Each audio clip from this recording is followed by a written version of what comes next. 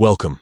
If you've ever wondered how to find your group posts and comment history on your Facebook page using your PC, you're in the right place.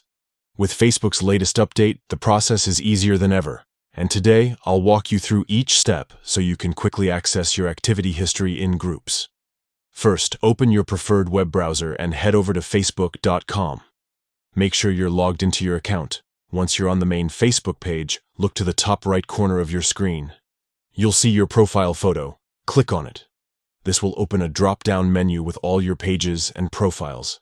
Next, select the page you want to manage by clicking on its name. You'll be taken directly to your page. Once you're there, click on your page's profile photo. This will bring up a new set of options specifically for your page. Now, look for the Settings and Privacy option. Click on it, and then select Settings from the expanded menu. You're now in your page's settings area, where you can control everything from privacy to notifications. On the left side of the screen, you'll see a menu. Scroll down until you find Activity Log. Click on it.